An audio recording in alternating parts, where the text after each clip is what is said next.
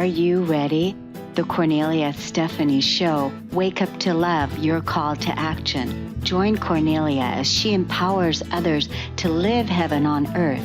Kornelia teaches listeners how to be the authority over yourself, embracing your inner guru.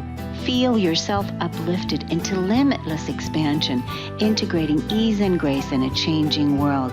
This show will cover topics such as unconditional love, your physical body, how to be in extraordinary relationships, create financial and emotional wealth, embracing entrepreneurship in the new earth. Hello, everyone. Welcome to the Kornelia Stephanie Show. It's an honor and a pleasure to be here with you today.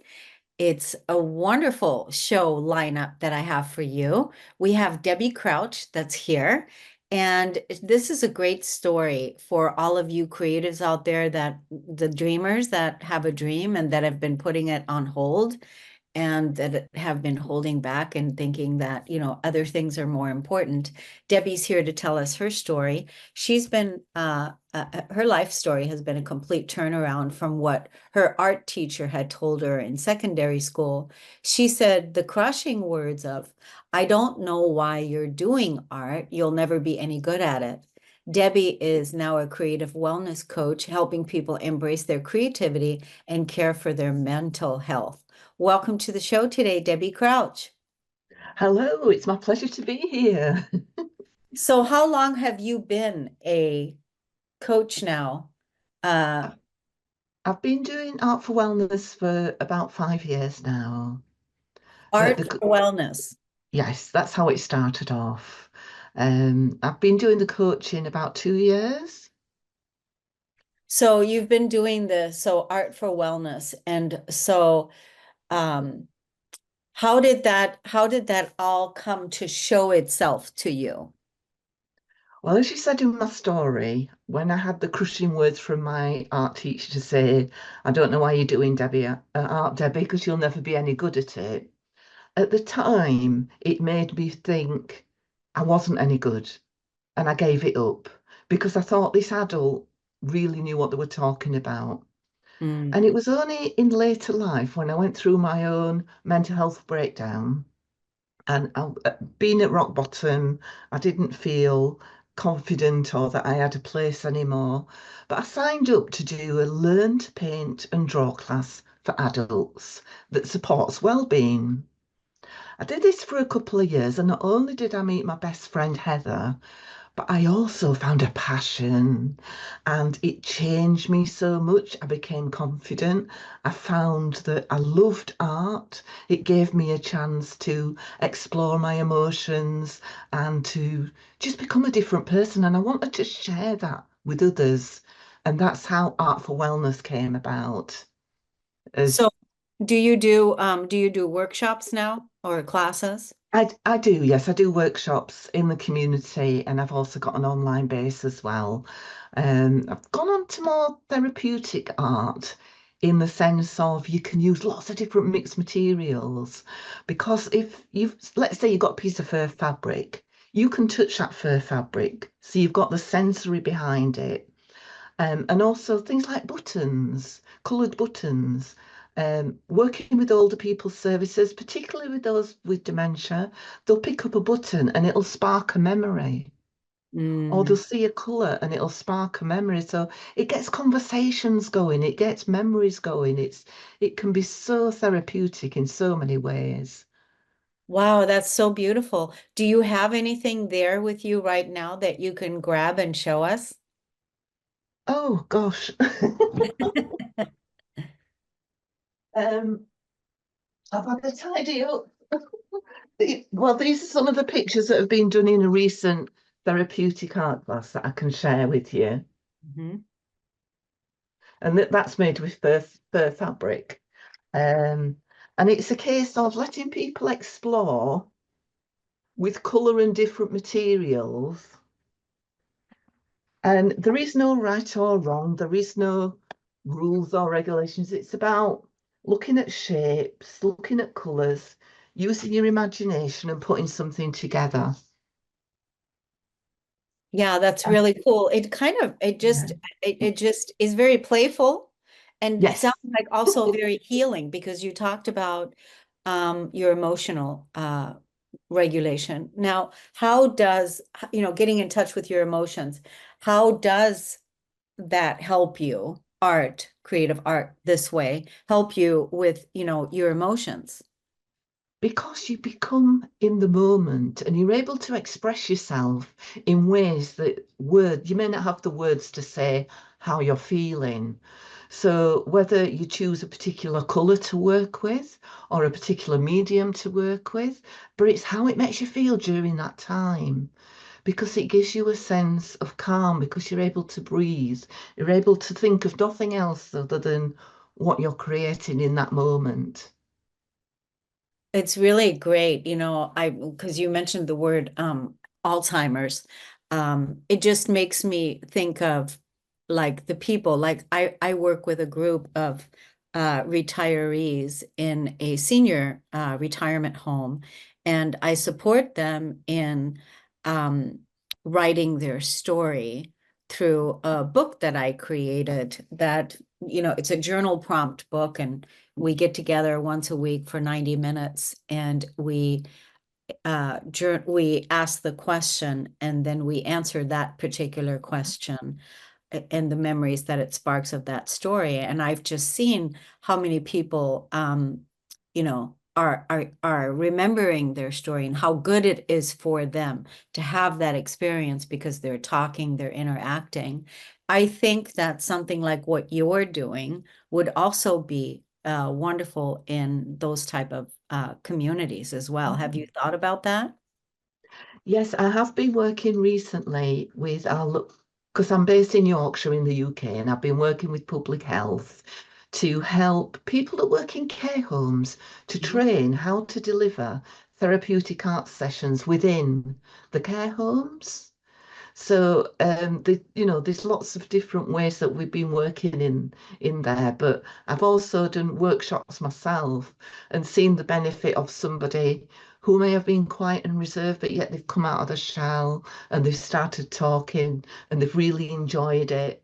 And yeah, it just brings so many lovely moments into their lives. Yeah, Um, because I mean, I'm sure what happened to you with your teacher, your art teacher telling you that, you will never amount to anything. Many people have been told that. it's sad. I've keep coming across people that have been in very similar circumstances, and I just want to spread the message to say they don't know the whole you. Don't give up on something that you enjoy doing or that you're passionate about just because of one remark, because you don't know where that remark's come from. It could be that something that's going on in their life, not really directed as you as a person. And if you really enjoy doing it, who who's out there to tell you not to do it? There shouldn't be anybody. Yeah, I almost feel like, that person was projecting onto you her own belief system of how she's Mm, never going to amount to anything. yeah. It was really that. It was a projection. And the reason why that's so you know, terrible because when we're younger, um, and especially by our teachers and our churches and where we're being influenced, right? And when there's someone there that is the authority, that has the authority, and that person makes a statement like that, it can scar you for life. Well, it's almost like you look up to that person. You think that they are a person in authority. They know about life. If they've said that, they must have more information to know that y whatever they say is right. And it isn't always the case. The- So when that was said to you, you just kind of buried that dream, you just kind of let it go and you yeah, went into a different direction. I did, yes. Mhm. Um, I just went into a normal office type environment career.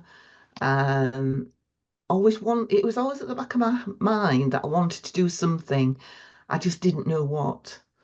But one person just made me feel that I couldn't do it. I couldn't do it. I was not worthy of doing it. Um, yeah. I think, this is so, I mean, just look at what happened here. Just that one person um, made that statement and said it so nonchalantly and scarred you for a long time to where you gave up and you didn't go in that direction and follow your dreams. This is what's happening to a lot of people and what has happened to a lot of people, which is why I really appreciate having this conversation and bringing it out to let people know, some of the things that they have been told by people that they trust or love in our conditioning, in our society, by our churches, by our leaders, by our even parents, because even you could have a mother and a father that could be saying those things to you that you will never amount to anything. Why are you doing this? As a matter of fact, I have a client that told me of her mother used to say to her, don't waste your time on art, right? That's so sad, isn't it? Um, and unfortunately, they have a belief that you should be doing something that's going to make money. You should be doing something, um, you should be studying things that are academic. And I don't think that's the case. I mean, one thing I did with my daughter as she was growing up, I made sure that she showed that creative flair. And I made sure that the subject she studied at school, when she went on to college and university, she actually expanded in the areas that she was interested in so that you can excel in the things that really matter to you. Because it's not all about being academic. Not everybody is academic. It's about finding the thing that touches you inside that you really, really want to do. Yes, and it's about creation and it's about Yeah. creative expression and artistic expression. So, that's what's important to nurture and to follow. And that's why your story is particularly exciting because it's never too late. No. It's never too late. So what do you want to say to the audience? Do you have like a website that people can look at or I follow? do. I have a website which is artforwellnesscic.co.uk. I'm also on lots of social media, Facebook and Instagram, and it's Art for Wellness with Debbie Crouch. So art for wellness, what can people expect when they want to do art for wellness with you? What can they expect? Well, the good thing is looking at the resources. You can do things in your own time. You don't have to be in a position where you're in a room doing it with other people if you don't want to. But the good thing about the group is that people love to share the work that they've done. And then you get feedback from others. So it's a safe, secure space to just have a go, to just experiment and not feel that you have to do something perfect, 'cause that's not what it's about. Yeah, it's not about yeah, because that's a lot of people don't want to start because they probably are dealing with, oh, I have to make this perfect. This has to be the perfect thing, right? Yes. Yeah. Yeah, and my art teacher always used to say, "There's no such thing as bad art. It's just a happy accident." Because sometimes if you were painting and the colour went in a different way, or the paint went in a different way, if you came away and then went back to it, you'd often see something that you didn't see initially. And it's learning to really appreciate whatever you do and just accept your own style and your own way of doing things.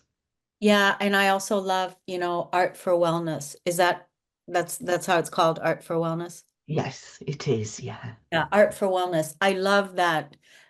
Just even the name, wellness, that makes you feel already good.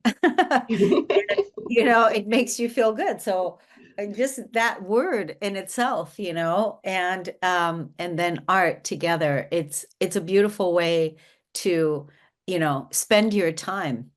right? To create something that is for your wellness, that is for your well-being. Even if it's 5 or 10 minutes a day, get some crayons out, get a colouring book, colour it in. It doesn't have to be anything complicated. Yeah, that's another thing. It doesn't have to be complicated. You don't have to spend a lot of money if you think about it, because that's, I'm sure people think about that too. Like, how much is this going to cost? Right? Absolutely. And I mean, even in your supermarket stores or your cheap shops, you can go in and find materials to get going. All you need is a pencil and a piece of paper, just to start with. That's beautiful. Yeah. Well, I just want to thank you so much for coming on today. This was a wonderful conversation and inspiration. What is it that you want to leave the audience with today before we go on break? I think that I would like to leave a message to say that everybody is creative in some form or other. You just don't know it yet. So don't be afraid just to hold that pencil on that paper and get going. Listen to some music and just let it glide across the paper and see I where love it it. takes you. Yeah, that's great. Well, thank you, Debbie, so much for coming on. And I'm glad that, Welcome. you're helping people with their art and staying well. Thank you so much. Thank you. We're going to take a break on the Cornelia Stephanie Show. We'll be right back, everyone.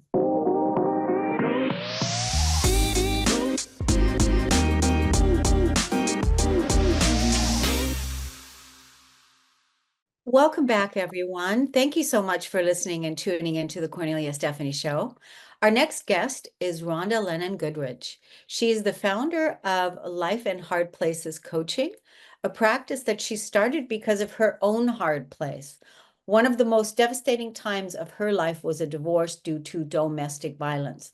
With God, a patient coach, and a supportive community, she developed a new life. And this is why she's passionate about helping women to see that the past does not define you. Your best life is still in front of you.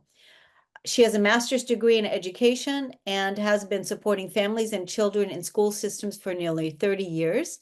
She's a licensed certified professional counselor, a certified functional nutritional counselor, and a certified life and health coach. Welcome to the show today, Ronda Lennon-Goodridge. Thank you so very much for having me. So, okay, you started your business called founder of the Life in the Hard Place Coaching, Life in the Hard Places Coaching. And you started it because you were in your own hard place, and it was because you were after a divorce and also domestic violence. Do you want to take us back to that story? Most certainly. And I apologize up front. I'm dealing with those East Coast allergies, so if I sound a little hoarse, that's why. Okay. I goodness, I never thought that I would be in a relationship where there was domestic violence, and I never thought I'd be divorced. However, I remember the day that I found myself looking in the mirror at myself, and I didn't even recognize who I was. Because the life in my eyes was no longer there. And I was incredibly depressed. And I really had no dreams. In fact, I wasn't even sure if I really wanted to go on living because I just sunk that low. And that was the moment, though, where I said, you know what? This is ridiculous. You can't live this way. And so I started trying to find help for myself. And any woman who's ever survived domestic violence knows that it's really hard to find support because a lot of times people are saying, well, it takes two to tango, which is a lie. They say that somehow it's your fault. However, it's never a woman's fault if somebody decides to be manipulative or abusive towards them. And so, since I had trouble finding help, eventually I did find help. I did find a program called Celebrate Recovery, which I would definitely endorse. But until I found that program to help me, it was really hard to find help. And so when I got to the point Can I ask you when that was, like what year that was? when you couldn't find help? Oh, this was back in 2005. Okay. Yeah, if we did, I asked you earlier about before we came live, what is the statistic between how marriages and divorces, and you said 50%. Mm-hmm. Yep. I'm just curious as to what the statistic was in 2005. Well, that I really couldn't tell you, but the group of ladies that I found were all divorced. Okay. And they were all due to domestic violence. Wow. So it seems like the two really often go hand in hand. Mm-hmm. So you were in a really hard place, and then you ended up finding help. Mm-hmm. And yeah, this is a group that you still endorse today. So, and that was back in 2005. I'm sure there's more support out there, which is probably also the reason why you turned your hardship into victory, and now you're helping others, right? Most definitely. I remember what it was like for me, and I don't want any other woman to have to go through that same hardship that I did. I and consider myself a rather compassionate coach, and I just want women to be able to make peace with the past. That to me was a big first step. Um, Acknowledging the pain and the hurt because it's there, but also not staying captive or tied to that pain or that hurt. And when I was able to kind of let go of that, I was able to start moving forward. And one of the first big steps was discovering my own value. And for me, it was, who does God say that I am? And when I learned about who I am, I was able to deal with the lies that I had been told, that you're not good enough, that nobody else will want you, or you're too smart, um, or unfortunately, in the Black community, sometimes we hear we're not Black enough. But all those different lies that I had been told that I had believed, that I hadn't realized that I believed, were actually keeping me stuck. And when I was able to find out who I really am, apart from those labels that people would put on me, then I was able to really start making some confident decisions for myself. And that's what I really hope to be able to do for other women. And in fact, the women that I've worked with, to me, the greatest reward is hearing how they're able to overcome challenges that when we first started working together, they just weren't able to navigate. I'm curious because one of the things I was going to ask you, what did you see some of the signs ahead, in the domestic violence? Did you see some of the signs? What were some of the signs? And then you had said, that you're not good enough, or you're being told, verbally abused, that you're being told that you're not good enough, or that, you're not Black enough. I'm curious about that part. Like, is it because of your language? Pretty much, I grew up upper middle class. And so I've got supposedly the upper middle class values. And so in the way that I spoke, even from being in nursery school, I was told that I talk white. I have no idea what it is. Yeah. I can relate to it because if we are not seeing you, we wouldn't be able to know what race you are. I grew up in an interracial household, and my stepfather was African American, and he sounded white. You would never know what his nationality was either, because of the way his language was. And so I'm just trying to understand, when the Black community says you're not Black enough, what they mean. And that's what it is. It's because of your language. Part of it. I mean, Right. there's a whole bunch of other stuff to it, but that's probably a topic for another day. But there's Yeah. a lot of different things that supposedly qualify you as being an official African American, um, classes that you take, and many other things. But I just don't subscribe to labels because I know who I am now. That's so good. And so did you also receive physical abuse? Is that also something that happened in your domestic violence? Actually, emotional and verbal abuse always happens before there's physical abuse. So if you're hearing things like you're being called out of your name or you're being gaslit, people are trying to make you feel like you're crazy, you know that physical abuse is coming. Mm. I got out before that started happening. For me, the dining room table went flying across the room, and I'm like, I'm out. So, if you're seeing signs like that, do not wait around because it is coming. Sometimes even, I think I've heard before in the past that emotional abuse is even more traumatic than physical abuse, because sometimes the emotional abuse you can't see it. With the physical abuse you can, but when it comes to emotional abuse, you don't really see that. No, and you really don't get a lot of compassion for that either. And if I have a black eye, people are like, oh my goodness, what happened? How can I help? If my soul has been sucked out of me and I feel like I don't have any value, well, that's quite honestly the fodder for somebody to take advantage of you. You don't get help for that. I want to talk about the people that are coming to see you, so that as the women are listening, because most of our audience is women. So as the women are listening and they are in a place, that they're looking for help, and they're considering, looking you up. I want to be able to say, like, who that woman is. Who is that woman that would be messaging you? Okay.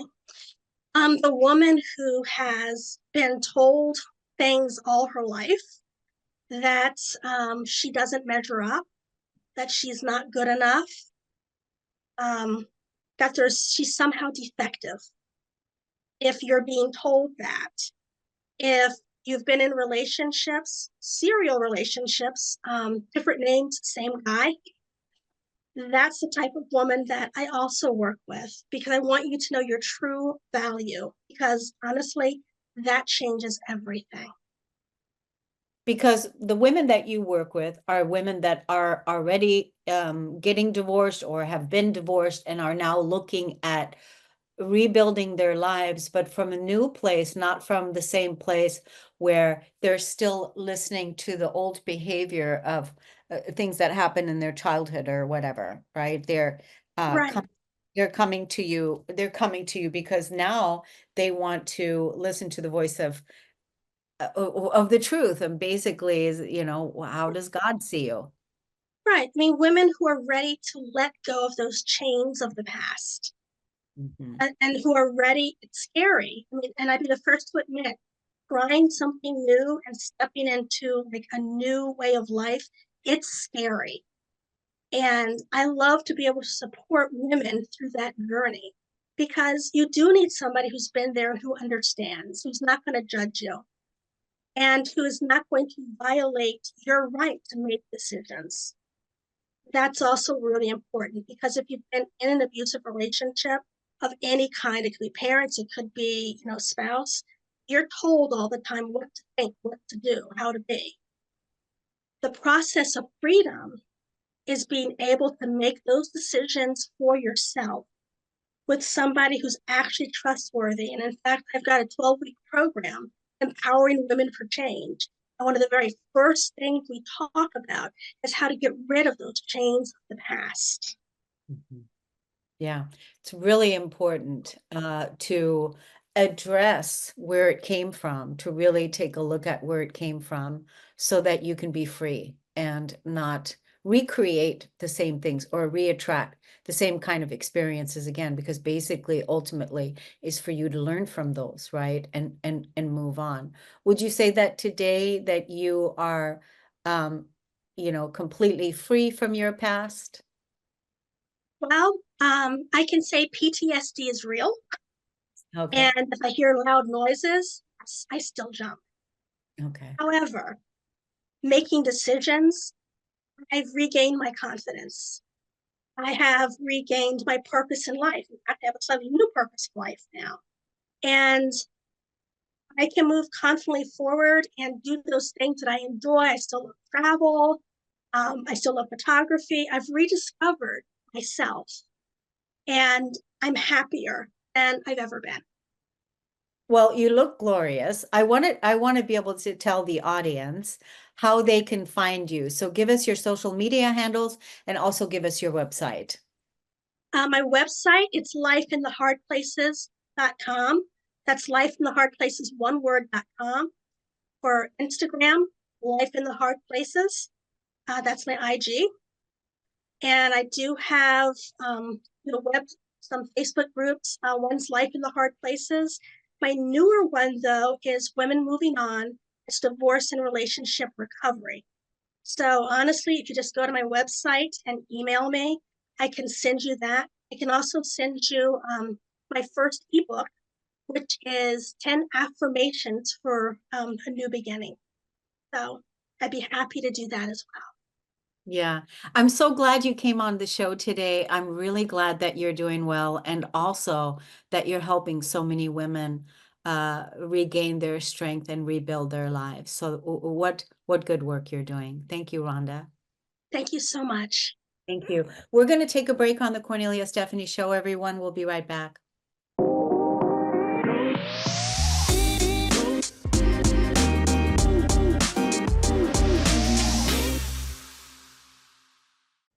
Welcome back to the Kornelia Stephanie Show. We are back with confidence coach Susan Axelrod. She helps women rise with her whole life approach to intuitive business. A woman's intuition is not just a phrase.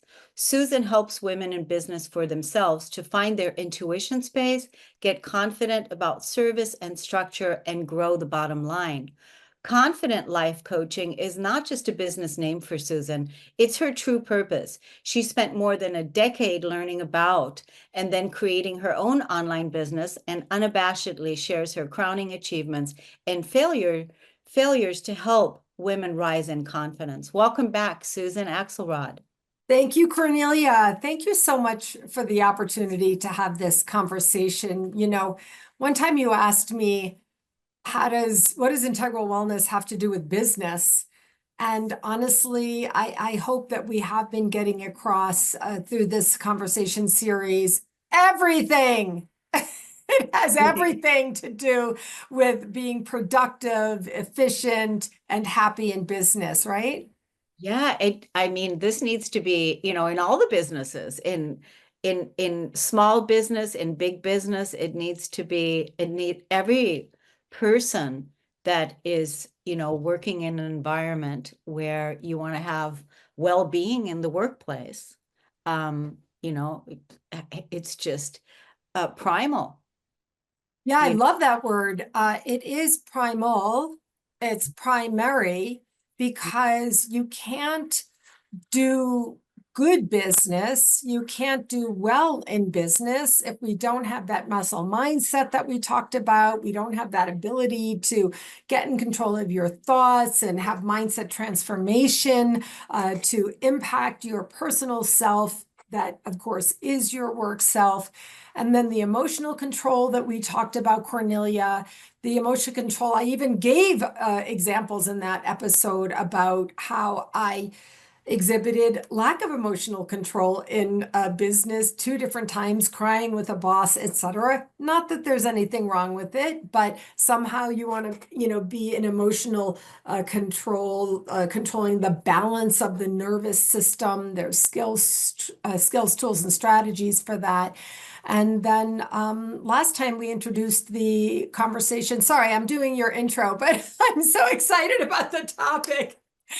I was thinking, okay, well, she's breaking it all down. So good, Susan.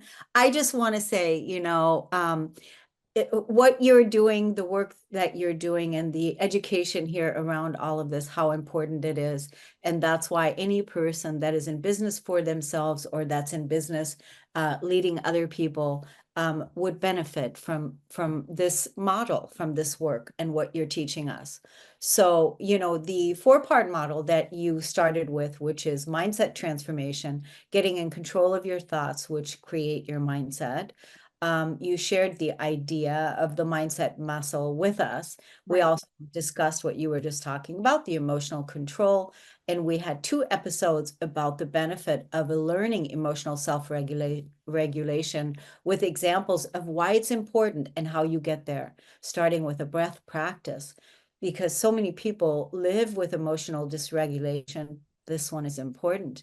In the last episode, we talked about the 3rd part of your model, which is what you call the body reformation, and how vital it is to tend to the physical body and to understand how seeing your body and the way that you feel about your body actually forms you.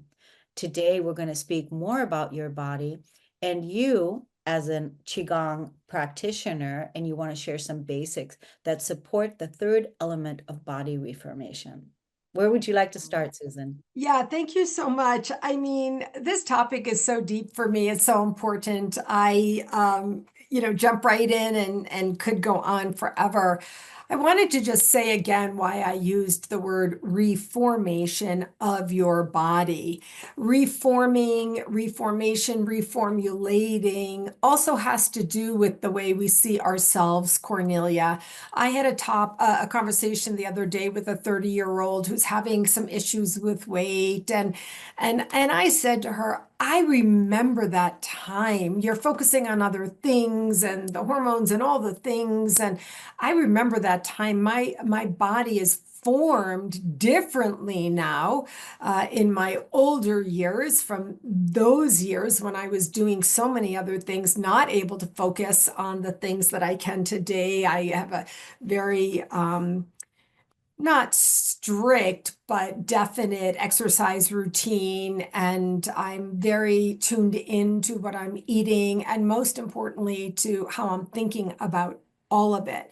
And that's why I call it forming your body structure, forming the way you see yourself. And that I'm here to say that you can reform that. So, we talked about that in the last episode, and today I wanted the opportunity to talk about something that has been a game changer for me, and that is Qigong. Qigong is a practice of mindfulness and mindful movement. It is what underlies the practice of Tai Chi. Qi, Qi, the word means energy, and Qigong is a devotion to the practice of energy. This is important now because in context of this conversation, because it is the energy that underlies the formulation of your body, the forming of your physical structure, and especially the way you see and experience your own physical body. Cornelia, to tell you the truth, I still look at my body and I see muscles on my body, and I still say, like, how did they get there? Because for many more years in my life, I didn't go to the gym. I didn't work out. I didn't do anything. I didn't actually start going to the gym until I was 50. And so along the way, about 5 or 6 years ago, I started practicing Qigong, and I learned about how energy can support and serve. So what I want to share today is that in Qigong, we have what we call 4 pillars. The first pillar is body movement. It's the slow movement that really supports the mindful connection between the body. It's body movement. It's an important part. I focus on my body movement in my mindful movement practice, whereby I might tighten my arms instead of leaving them loose. I really use the body movement practice in a very soft, quiet, body movement to form my body. And so body movement is the first pillar, breath awareness is the second pillar. Tuning in to the structure of your body, your breath will support this. So Kornelia, in everything we do, everything that you do, everything you teach, the expression of who you are, breath underlies all of it. Do you know what I mean by that? Absolutely. Breath, I mean, that is our, life force energy. It's without the breath, that's it. Yeah, I love the life force. You use the word primal. I already loved that. Now you're using life force energy. And again, I'm intentionally making connections here between things that people don't usually make connections as it has to do with your body and your body structure.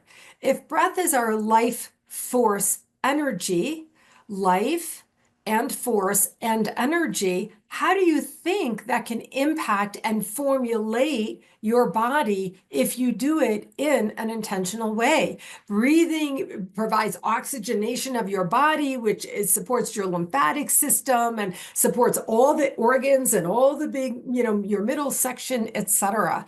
And that's really part and parcel of this idea of body reformation.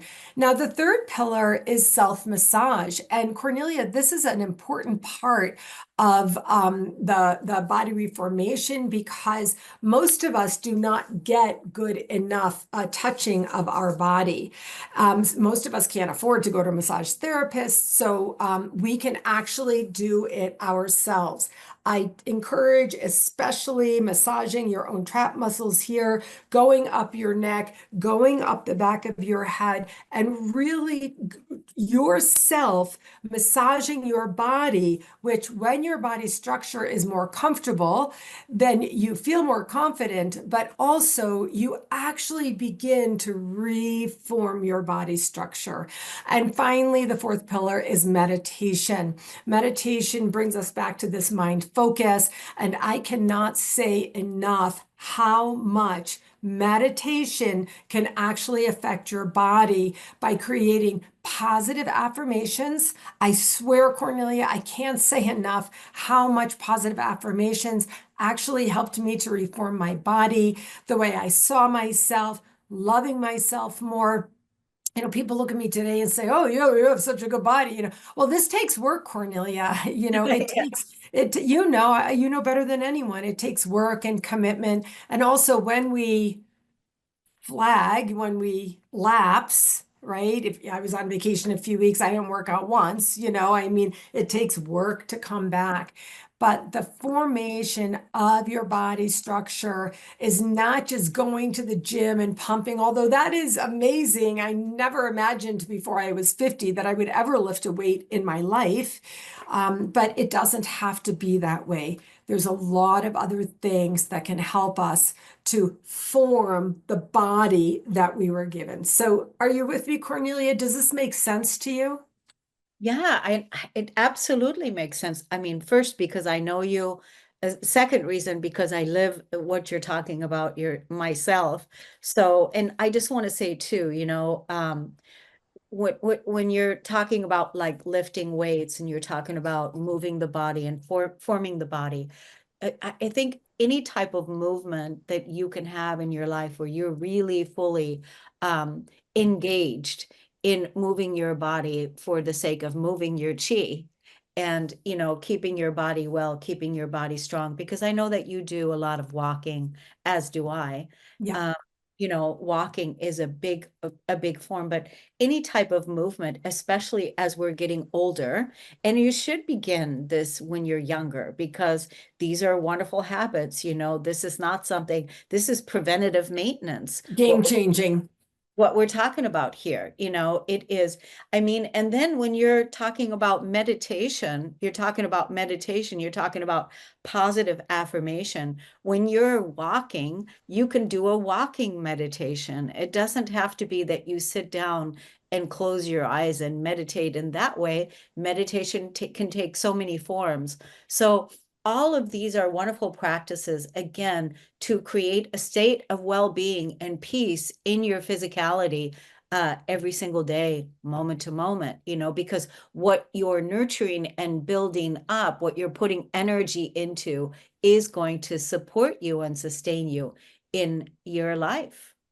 My gosh, Cornelia, I always find this. It happens in your podcast and I do it in my own podcast. I want to invite people listening or viewing this to play back what Cornelia just said. Like literally, that was so good, Cornelia. I wanted to touch for just 30 seconds on walking in nature and the forming of your body and the reforming of your body. This is a practice Cornelia and I both have, and we're very dedicated to. And as Cornelia said, you can do mindful meditation while you're walking, but I can't say how much the practice of walking will reform your body. Walking is gentle. It's pretty easy if you're not disabled and if you don't have a lung disease. It's something most people can do. And the idea of being in Mother Nature is the greatest gift of all. Cornelia, before we end, I want to just share, how do you do this? And the answer is this. A, you get started. A lot more to be said about that. B, you take small steps. Small steps, not big ones, right? You don't go from 0 to 100. You take small steps. C, you give it time. Give it time. Walking in nature. My God, Cornelia and I have walked millions of steps in nature. You give it time. D, you celebrate yourself along the way. Small wins matter.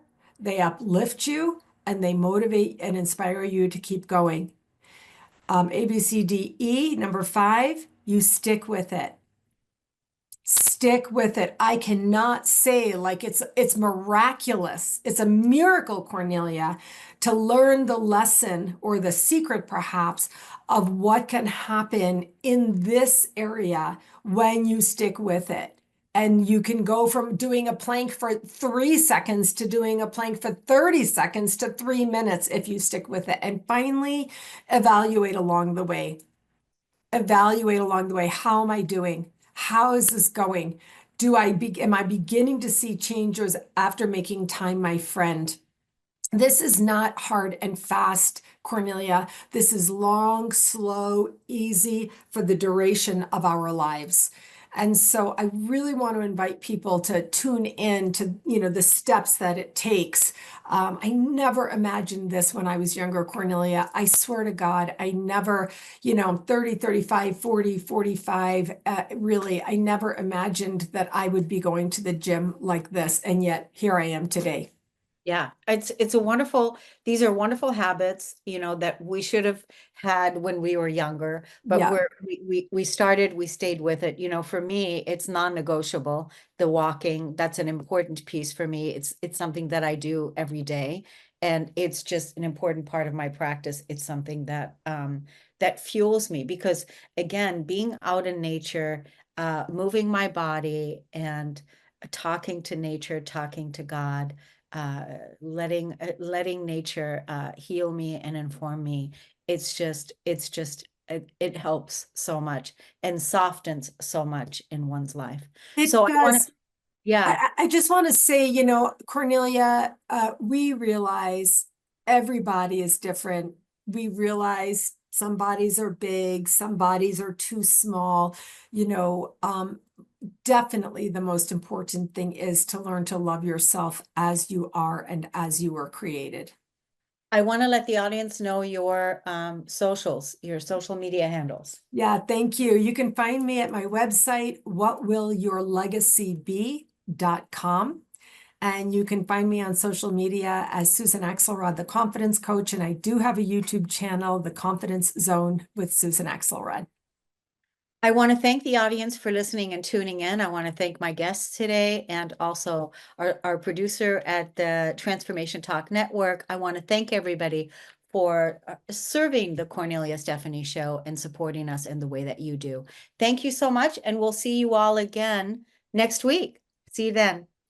You've been listening to the Kornelia Stephanie Show, Wake Up to Love, your call to action. Tune in each week on Transformation Talk Radio. Kornelia's joy is to engage others in practical ways, showing us how to live in the new earth in harmony with our true nature. For more information on Kornelia and her extraordinary work, or to listen to past shows, go to her website at korneliastephanie.com.